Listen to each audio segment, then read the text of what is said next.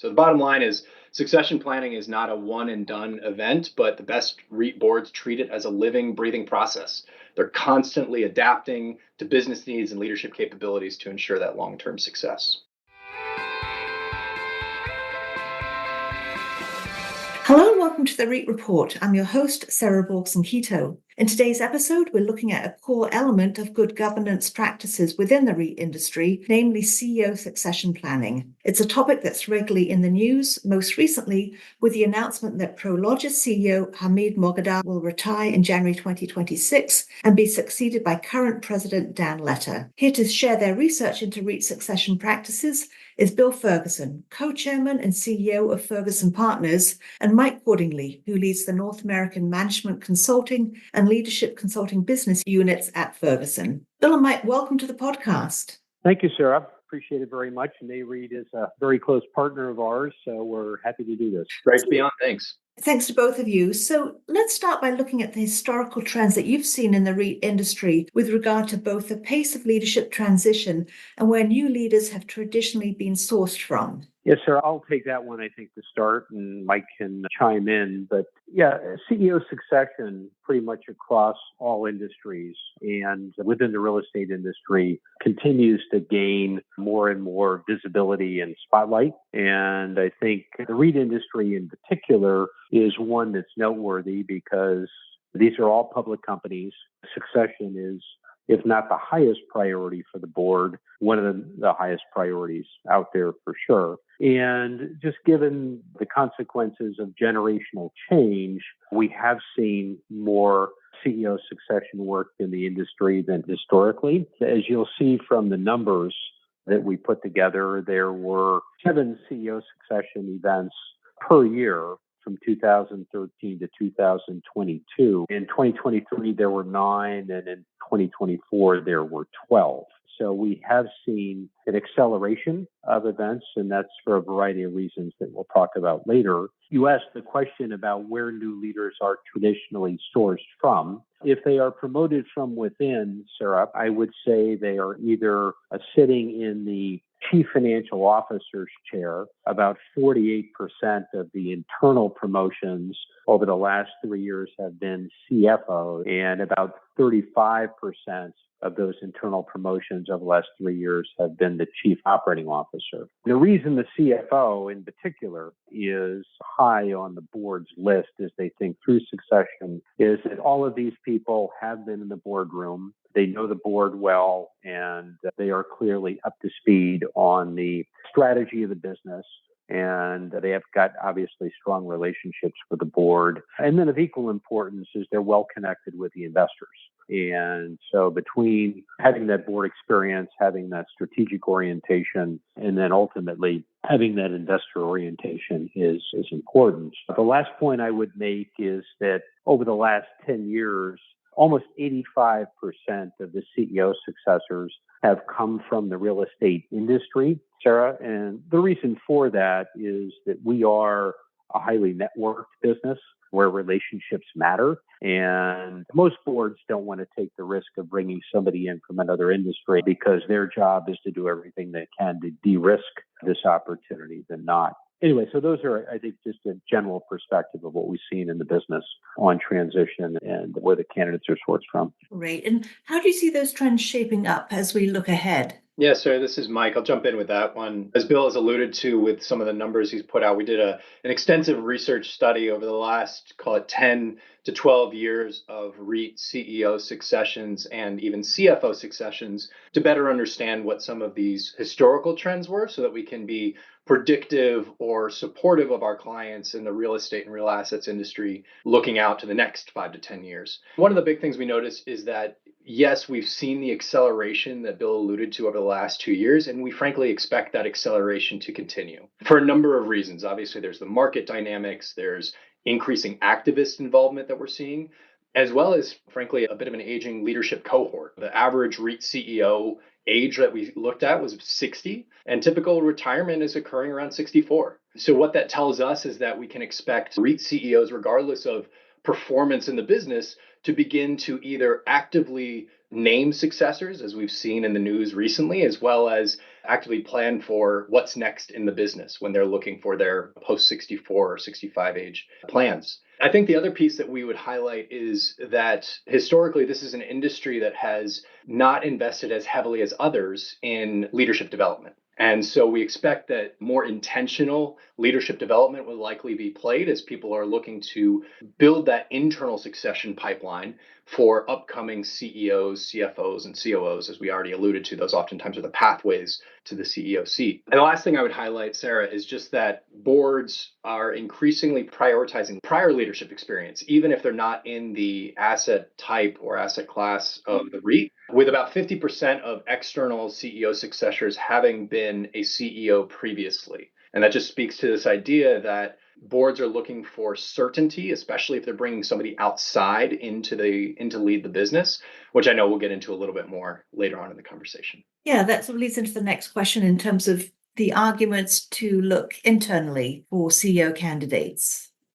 We get involved a lot in these internal CEO succession efforts. And I'd say one thing that we noticed in the research was that, unsurprisingly, higher performing companies tend to favor insiders. And that's particularly those who have proactively planned. So even when we in the public market are hearing about a successor, especially if it's internal, oftentimes that has been in the works for years leading up to this. The best companies have at least a 3, maybe even up to a 5-year runway in their CEO succession conversations, maybe not decisions, but conversations. And they're proactively planning and building those strong talent pipelines. Now, couple that with strong business performance and, frankly, strong cultural dynamics, that tends to be where we see organizations favoring internal CEOs. The piece I'd highlight on that, again, that the research pointed to on the planning is that about 70% of CEO transitions over this last 10-year period occurred as part of some planned succession event. Again, a CEO stepping into a chairman role, CEO retiring, what have you. But it was expected, it was planned, and again, nearly 70% in the REIT industry fell into this category of some form of planned CEO succession events. So the most effective companies are really thoughtful in how they ensure that smooth leadership transition and minimize disruptions to critical business operations and, frankly, strategic initiatives that are underway that are performing well in the business. Great. So you mentioned when a company is doing particularly well, they look internally. What about looking externally for CEO candidates? And would those candidates need to have both real estate and top leadership expertise? I would say, Sarah, across all public companies, not just the REITs, there are definitely certain themes, and Mike alluded to them. I would say when a company is underperforming, and typically when they're underperforming, as Mike mentioned, there could be an activist in the stock. Usually the company will turn to the outside to give investors a comfort level that there is somebody joining the organization that has the relevant experience to potentially turn the business around. Or there are some cases, and this is to nobody's fault, where the internal candidates may not ultimately rise to the occasion. That can also happen for sure. So it's either one of those two scenarios, Sarah, which at the end of the day will cause a company to go outside. We did the searches for both Avalon Bay and Recruiting Ben Shaw and for Macerich relative to recruiting Jack Shea. And in each of those cases, both Ben and Jack had prior CEO experience. Ben had it at Seritage, Jack had it at Spirit.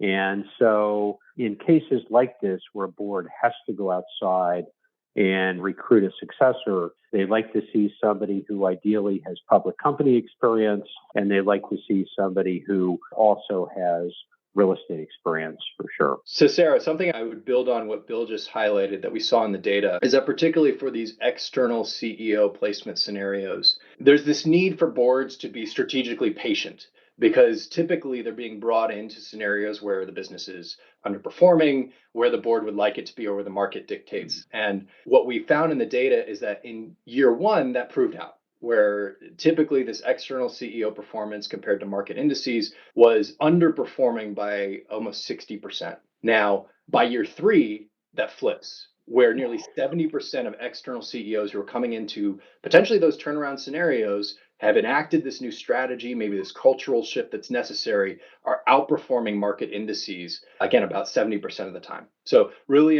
important to think about with boards who are considering these external CEO placements, recognize where and when they might need to have that strategic patience as they execute on their business plan. Right. And then the only thing I would add, Sarah, to Mike's point is you do have to differentiate between those organizations that may not ultimately have an internal candidate. Those are not necessarily underperforming companies. And so you might see more material impact more quickly than a company that is underperforming. And the CEO is going to need some time to reposition it for sure. Great point. Great point. Yeah. Excellent. So once REITs have determined their CEO succession strategy, do you advise that they share it publicly? And if so, what sort of time frame is preferable? Yes, sir. I would say we do not advise that our clients share a succession story with the outside world because things can change. And there are a lot of different factors that can impact a potential successor, not ultimately reaching that top spot. And the one thing investors don't like is a lot of uncertainty and a lot of change. So when a company's made their succession decision, much like Hamid did in promoting from within, which is a very good indication of what he and the Prologis board have done over a number of years in preparing his successor, that's the time to announce it.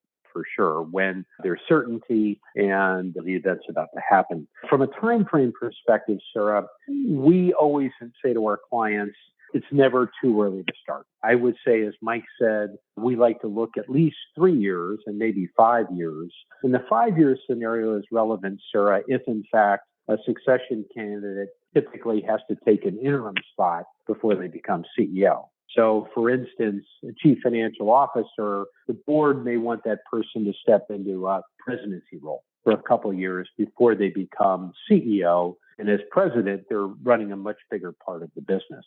And usually if there's an interim role, it's closer to 5 years before that person becomes CEO than 3 years if they step into it right away.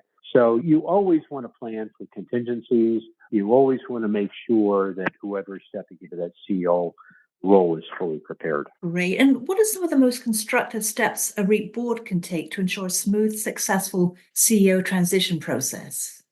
Bill mentioned this earlier, that a smooth and successful CEO transition is probably one of the most important responsibilities of a REIT board. The best boards, they don't just react when a transition is imminent. They invest early and intentionally in thinking about what the leadership pipeline looks like. That means typically cultivating not only candidates for a CEO, but even looking for other key leadership roles like your CFOs or COOs or CIOs. The smartest boards typically ensure that senior executives are getting real exposure to capital markets, mentorship opportunities, rotational assignments, so that they're truly prepared for broader responsibilities. Again, particularly as Bill alluded to, when this is looking at internal candidates coming up. I'd also highlight the fact that this can't be just a check the box exercise that happens once a year. Some of our clients that are of high performing caliber are pushing past just reviewing slides and really engaging in real strategic discussions around who's ready today, who steps in if there's an emergency, who's developing in the next 1 to 3 years, and what are the skills that we might need that we don't currently have in-house to think about either bringing in new talent or developing in-house. And this is particularly important with the advancements in new technologies and evolving market dynamics. At the same time, we talk about this shift, but there's also this idea of continuity mattering. And so wherever possible, this idea of thinking about promoting from within to provide that much needed stability if a REIT is performing well, but ensuring that they're ready, and not just ready in title, but ready in experience, which is what we've alluded to a few times here. So thinking about how do you actively address skill gaps, create retention strategies for top talent, think like compensation, making sure that your compensation packages are competitive so that high potential leaders don't walk out the door. If we're expecting increases in CEO successions over the next 5 years, how do we make sure that we're retaining our top talent who can fill those roles? And then I think the other thing I'd highlight is that not every transition can or should be an internal promotion. So when a company is navigating a turnaround or strategic pivot, an external hire with prior CEO or CFO experience, particularly someone with deep capital markets experience, like what Bill was mentioning, can be a game changer. The key is really around alignment. Boards needing to be clear on expectations, setting realistic timelines, and giving the leader the runway to succeed. And then finally, clear and consistent communication is non-negotiable. Now, we mentioned who you're communicating to and when you communicate might vary based on the situation your company is in, but leadership transitions can create anxiety for employees, investors, and stakeholders. So to the extent where transparency is necessary in that moment, it builds trust, and trust is what ultimately keeps businesses moving forward. Great. And are there ways in which REITs can set an example for the rest of corporate America in terms of best practices for CEO succession? Yeah, I'll take that one, Sarah, for sure.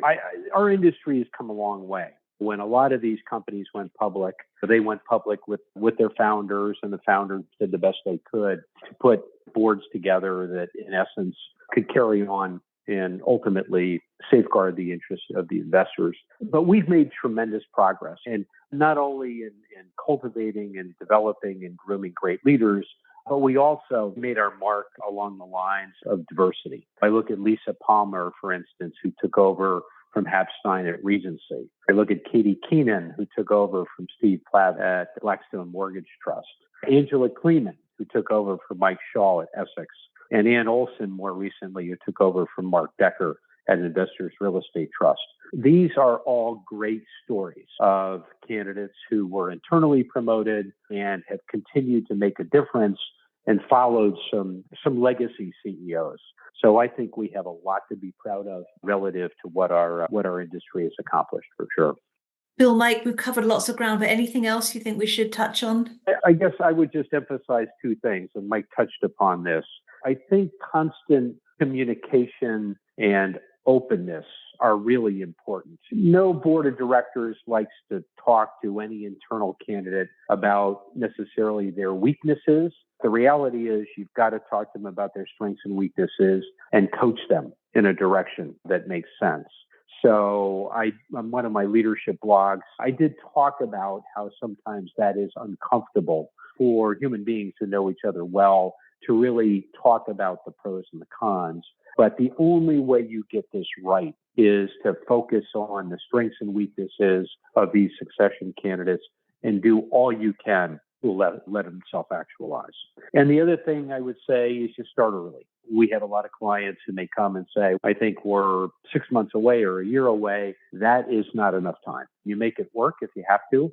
But as Mike said, 5 years is a good time to start thinking about this and getting prepared. 3 years, from our perspective, is about as short a time frame as you want to pursue. And thank you very much, Sarah, for having us. And Mike, thanks to you and your team for putting together some great data.